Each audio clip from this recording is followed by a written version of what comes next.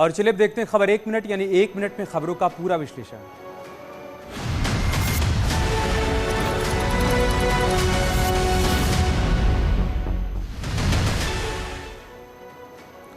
वाराणसी पहुंचे सीएम योगी आदित्यनाथ ने काशी विश्वनाथ मंदिर में पूजा अर्चना की। इस दौरान मंदिर परिसर में लोगों ने सीएम का जोरदार स्वागत किया। बाबा विश्वनाथ के दरबार में पहुंचे सीएम योगी ने सबसे पहले काशी के कोतवाल बाबा काल भैरव का दर्शन किया, जहां उन्होंने काल भैरव की पूजा और आरती की। काल भैरव मंदिर के पुजारी ने सीएम योगी का सम्मान किया। उसके बाद लोगों से बातचीत करते हुए सीएम बाबा विश्वनाथ के दर्शन के लिए निकले। रास्ते में रुककर एक बच्ची से बात की और उसका हालचाल पूछा। बाबा विश्वनाथ के दरबार में पहुंचकर सीएम योगी ने भगवान काशी विश्वनाथ की पूजा अर्चना की, शिवलिंग पर जलाभिषेक किया, पंचामृत से शिवलिंग का अभिषेक किया।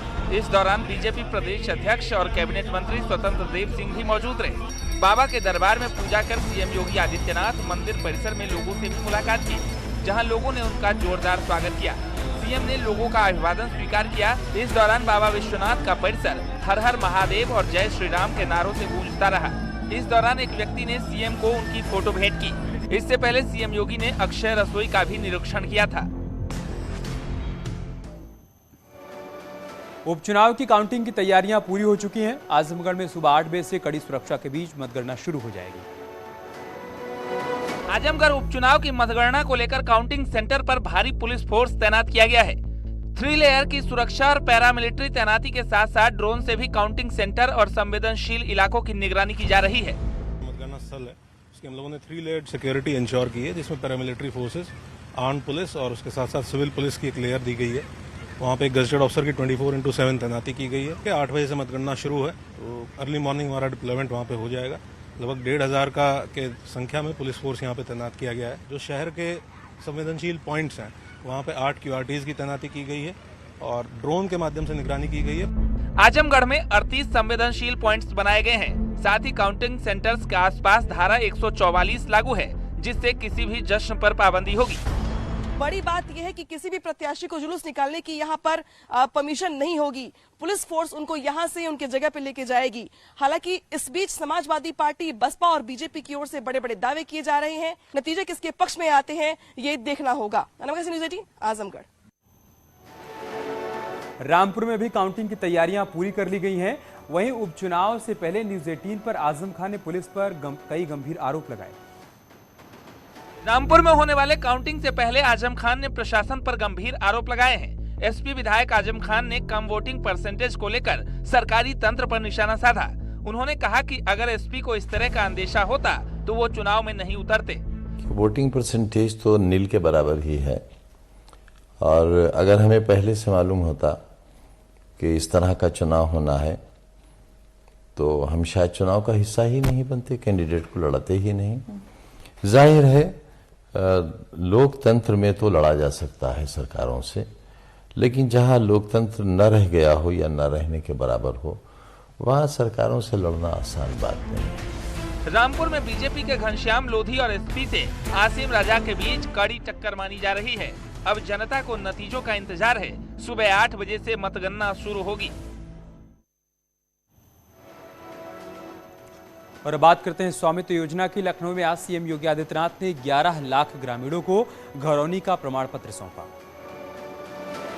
इस दौरान सीएम योगी ने कहा कि सरकार की कोशिश है कि जमीन के मामलों में भी तकनीक का इस्तेमाल ज्यादा से ज्यादा हो, जिससे विवाद से बचा जा सके।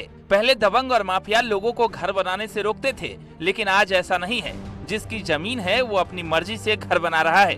अब उत्तर प्रदेश में 34 लाख परिवार ऐसे होंगे ग्रामीण क्षेत्र में जिनके पास अपनी जमीन का आवासीय पट्टा भी उनके नाम पर होगा और वह उसके नाम पर कोई भी अपना कार्यक्रम, व्यवसाय, बैंक से लोन लेने या लेन देन के कार्यक्रमों के साथ अपनी जमीन को आगे बढ़ा सकते हैं। वास्तव में हम सब आभारी हैं प्रधानमंत्री मोदी जी के, जिनके प्रयास से पूरे देश के अंदर अप्रैल 2020 में ग्रामीण आवासीय अभिलेख उपलब्ध कराने का एक अभिनव कार्यक्रम प्रारंभ हुआ। राष्ट्रपति चुनाव को लेकर बीएसपी के अध्यक्ष मायावती ने बड़ा ऐलान कर दिया। उन्होंने एनडीए की उम्मीदवार द्रौपदी मुर्मू को समर्थन देने का ऐलान किया। मायावती ने कहा कि बीएसपी आदिवासी समाज की एक महिला को अपना समर्थन दे रही है। ये समर्थन बीजेपी को नहीं बल्कि आदिवासी समाज को है। मायावती ने यह भी कहा कि बीएसपी के मूवमेंट में हमेशा आदिवासी समाज के लोगों ने साथ दिया है। हमारी पार्टी ने आदिवासी समाज को अपनी मूवमेंट का खास हिस्सा मानते हुए द्रौपदी मुर्मू को राष्ट्रपति पद के लिए अपना समर्थन देने का फैसला लिया है। डिप्टी सीएम केशव प्रसाद मौर्य और ब्रजेश पाठक ने मायावती के इस फैसले का स्वागत किया है। जो द्रौपदी मुर्मू जी हैं, जो राष्ट्रपति पद की प्रत्याशी के रूप में आई हैं, उनका समर्थन करें। और मैं देख रहा हूं लगातार देश भर में कहीं कोई निगेटिव माहौल द्रौपदी जी को लेकर के नहीं है, धीरे धीरे पॉजिटिव हो रहा है। मायावती जी ने समर्थन दिया, उनका हम स्वागत करते हैं। सभी दलों को राष्ट्रपति पद की प्रत्याशी बहन द्रौपदी मुर्मू जी का समर्थन करना चाहिए। वो बहुत मतलब एक ऐसा प्रत्याशी भारत में भारतीय जनता पार्टी और एनडीए ने दिया है जो मतलब वास्तव में भारतीय संविधान है वो उनमें पूरी तरह से समाहित है। राज्यसभा सांसद बनने के बाद पहली बार प्रयागराज पहुंचे प्रमोद तिवारी ने राष्ट्रपति चुनाव को लेकर कहा है कि नतीजा कुछ भी आ सकता है। एनडीए की राष्ट्रपति उम्मीदवार द्रौपदी मुर्मू को मायावती का समर्थन मिलने पर कांग्रेस के राज्यसभा सांसद प्रमोद तिवारी ने कहा कि इस चुनाव में तमाम सांसद विधायक अंतरात्मा की आवाज पर वोट देंगे और नतीजा कुछ भी आ सकता है। उन्होंने विपक्ष के उम्मीदवार यशवंत सिन्हा को भी सशक्त दावेदार बताया। जिन्होंने राजस्थान ये जानते हुए कि हल्दी घाटी का मैदान जैसा चुनाव होगा, एक तरफ एक बहुत बड़े पूंजीपति उद्योगपति थे और हरियाणा में शाही बदल कर कलम बदल कर जो कुछ हुआ था उसका मुकदमा आज तक चल रहा है। मैं श्री अशोक गहलोत के नेतृत्व में कांग्रेस पार्टी के सभी विधायकों का, संगठन के जुड़े सभी लोगों के प्रति कृतज्ञता और आभार व्यक्त करता हूं। जुलाई में प्रधानमंत्री मोदी बुंदेलखंड एक्सप्रेसवे का उद्घाटन करेंगे। आज एसीएस होम अवनीश अवस्थी ने कई जिलों का दौरा कर इस एक्सप्रेसवे के निर्माण कार्यों का निरीक्षण किया। जुलाई के दूसरे सप्ताह में प्रधानमंत्री नरेंद्र मोदी बुंदेलखंड एक्सप्रेसवे का उद्घाटन करेंगे। इसको लेकर तैयारियां जोरों पर है। एक्सप्रेसवे का करीब 97% काम पूरा हो चुका है। बाकी बचे काम अगले 10 दिन में पूरा करने का दावा किया जा रहा है। एक्सप्रेसवे के निर्माण का निरीक्षण करने के लिए एसीएस होम अवनीश अवस्थी ने जालौन, बांदा, इटावा और औरैया जिले का दौरा किया। एसीएस ने कहा कि 2020 से निर्माणाधीन बुंदेलखंड एक्सप्रेसवे को रिकॉर्ड समय में पूरा किया गया है। इसके शुरू होने से लोगों को काफी लाभ होगा। लगभग 97% काम पूरा हो गया है। अगले एक सप्ताह में जो काम अधूरे रह गए हैं, 3 या 4 तारीख तक वो काम पूरा करना है। हमारे 4 पैकेजेस जो है कंप्लीट है। ये पैकेज 6 और पैकेज 2 में थोड़ा बहुत काम बाकी है, उसको भी हम बहुत जल्दी पूरा कर रहे हैं। द्वितीय सप्ताह में जुलाई के आदरणीय प्रधानमंत्री जी इसका उद्घाटन करेंगे। उसी की तैयारी के संदर्भ में आज यहाँ आए हैं। अगले सप्ताह हमारे माननीय मंत्री जी और सभी वरिष्ठ लोग जो है इसका निरीक्षण फिर से करेंगे। अमरोहा में चंदन तस्कर के खिलाफ पुलिस ने बड़ी कार्रवाई कर दी है। प्रशासन ने आरोपी पिता पुत्र की 5 करोड़ की संपत्ति कुर्क कर दी। मामला अमरोहा जनपद के सदर कोतवाली क्षेत्र के हाशमी नगर का है, जहां चंदन लकड़ी तस्कर कमर अहमद अंसारी और उसके बेटे शाकिर अंसारी की 5 करोड़ की संपत्ति कुर्क की गई है। प्रशासन ने मुनादी करवाकर माफिया के 2 मकानों को सील कर दिया। अमरोहा पुलिस प्रशासन द्वारा 2 शातिर चंदन तस्कर जो कमर अहमद अंसारी और उसका बेटा मोहम्मद शाकिर, इन दोनों अपराधियों के विरुद्ध गैंगस्टर एक्ट के तहत 14(1) में कार्रवाई करते हुए इनकी कुल करीब 5 करोड़ 63 लाख की चल अचल संपत्ति को आज कुर्क किया गया है। दोनों के तहत गैंगस्टर एक्ट की 14(1) की कार्रवाई करते हुए इन दोनों का मकान तथा अन्य संपत्ति को, जिसकी कुल कीमत करीब 5 करोड़ 63 लाख है, गैंगस्टर एक्ट के धारा 14(1) के तहत कुर्क किया गया है। इस प्रकार लगातार माफियाओं को चिन्हित करके उनके विरुद्ध कड़ी वैधानिक कार्रवाई अमल में लाई जा रही है। कानपुर में हनी ट्रैप मामले में आरोपी महिला दरोगा सहित 3 लोगों को पुलिस ने कोर्ट में पेश किया, जहां से उन्हें न्यायिक हिरासत में जेल भेज दिया गया। पनकी थाना पुलिस ने कड़ी सुरक्षा व्यवस्था के बीच दरोगा भुवनेश्वरी देवी, होमगार्ड संजीव और एक अन्य को स्पेशल सीजेएम कोर्ट में पेश किया। आरोप है कि दरोगा भुवनेश्वरी देवी ने होमगार्ड और राहुल शुक्ला नाम के एक शख्स के साथ पनकी में एक मकान में छापा मारा था, जहां पर उसे 2 युवकों के साथ 2 कॉल गर्ल मिली थी। इस मामले में भुवनेश्वरी देवी ने जेल भेजने का डर दिखाकर व्यापारियों से सोने की अंगूठी, चेन और उसके कागजात ले लिए। हमने कहा पनकी मंदिर के बुलाया था कि पनकी मंदिर चलना है थोड़ा, तो हमने कहा पनकी मंदिर के लिए, तो भाई तो हमने कहा रात हो रही तो कहने तो था। वहाँ एक आदमी आया और वही लेके गया, तो वहाँ दूसरा रूप देखा, जिनके का तो 2 लड़के थे और जो सेक्स रेकर्ड का धंधा। हमको कुछ नहीं मालूम, हम तो दूर ही खड़े थे।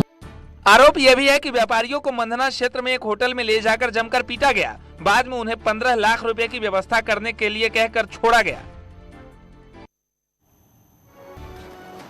यूपी में बनने वाली फिल्म सिटी में पूर्वांचल के अभिनय के छात्रों को वरीयता देने के लिए सरकार ने ड्रामा डिग्री का कोर्स भी शुरू कर दिया है। यूपी में प्रस्तावित फिल्म सिटी के निर्माण की कवायद के बीच वाराणसी के महात्मा गांधी काशी विद्यापीठ यूनिवर्सिटी में इसको लेकर खास कोर्स की शुरुआत हुई है। इसी सत्र से विश्वविद्यालय के ललित कला विभाग में बी ड्रामा नाम से नया कोर्स शुरू किया गया है। विश्वविद्यालय में शुरू हुए इस नए कोर्स से पूर्वांचल के युवाओं को यूपी में फिल्म सिटी के निर्माण के बाद बेहतर रोजगार का अवसर मिलेगा। इसके साथ ही पूर्वांचल के छात्र बॉलीवुड की इंडस्ट्री में भी बेहतर भविष्य बना सकेंगे। ड्रामा का अभी तक डिप्लोमा चल रहा था, लेकिन इस बार से ड्रामा में डिग्री कोर्स शुरू हुआ है, बी ड्रामा करके, और ये पूरे स्टेट में, पूरे यूपी में पहला ऐसा स्थान है जहां से ड्रामा में डिग्री कोर्स प्रारंभ हो रहा है। पहली बात तो यहाँ के युवाओं के लिए एक बहुत अच्छी अपॉर्चुनिटी है कि हमारे यूपी में फिल्म सिटी खुल रही है, जिससे कहीं कहीं बहुत से ऐसे गली नुक्कड़ में भी जाएंगे तो आपको बहुत अच्छे अच्छे कलाकार मिल जाएंगे। डिग्री मिलने लगेगा तो उनसे बच्चों को बहुत ही अच्छा मतलब कि एक ज्ञान होने लगेगा, यहाँ पे टीचर आ जाएंगे और ज़्यादा उनको फायदा होने लगेगा। अमृत योजना के तहत बरेली जिले में सरोवरों की खुदाई और सौंदर्यीकरण का काम बहुत तेजी से चल रहा है। दरअसल आगामी 15 अगस्त को इन सरोवरों पर ध्वजारोहण किया जाएगा। बरेली जिले में ऐसे 150 सरोवर बनाए गए हैं। इन सरोवरों के निर्माण से जहां एक और गांव में सुंदर सरोवर विकसित हो रहे हैं, वहीं दूसरी ओर लोगों को गांव में रोजगार भी मिल रहा है। ये सरोवर बरसात के मौसम में जल संरक्षण का भी काम करेंगे, जिससे कम होते जलस्तर को बढ़ाया जा सकेगा। वन डिस्ट्रिक्ट वन प्रोडक्ट के तहत उन्नाव जिला जेल में जरी जरदोजी का काम शुरू किया गया है, जिससे महिला कैदी काफी उत्साहित नजर आ रही है। उन्नाव जिला जेल में अब महिला कैदी जरी जरदोजी तैयार कर रही हैं। जो महिला कैदी कढ़ाई बुनाई जानती हैं, उन्हें ओडीओपी में चयनित जरी जरदोजी बनाने का काम दिया गया है। इस जरी जरदोजी को प्रदेश में पहचान दिलाने के लिए उत्पादों की प्रदर्शनी लगाने का प्लान तैयार किया गया है। जेल के बाहर स्टॉल लगाकर इसकी बिक्री की जाएगी। स्टॉल से बाहरी व्यक्ति को खरीदारी का मौका मिलेगा। इस काम से जेल में रह रही महिला कैदी काफी उत्साहित हैं। शासन के आदेश के अंतर्गत वन डिस्ट्रिक्ट वन प्रोग्राम के अंतर्गत जिला कारागार उन्नाव के लिए ये जरी जरदोजी का कार्य और लेदर से संबंधित प्रोडक्शन का काम सौंपा गया है। और हमारे यहाँ जो महिलाएं हैं काफ़ी काम जानती भी है, कढ़ाई से संबंधित, और जरी जरदोजी का भी कुछ काम जानती है। बाहर के व्यक्ति द्वारा संपर्क किया गया तो उन्हें अभी प्रशिक्षण भी दे रहे हैं हमारे यहाँ महिलाओं के लिए, और काफ़ी काम सीख भी ली है उनने। पीलीभीत के अमरैया कला गांव में हर्बल पार्क विकसित किया गया है, जिसमें 118 औषधि युक्त प्रजातियों के पौधे लगाए गए हैं। पीलीभीत के पूरनपुर जिले में पहला हर्बल पार्क तैयार किया गया है, जिसमें 118 प्रजातियों के औषधीय पौधे लगाए गए हैं। पार्क में पौधों के आगे नेम प्लेट लगाया गया है, जिसमें उस पौधे के नाम और उसकी खूबियों को बताया गया है। पार्क में कालमेघ, अश्वगंधा, गुगुल, सर्पगंधा, गिलोय, मीठी नीम और एलोवेरा सहित कई प्रकार के लाभकारी पौधे लगाए गए हैं।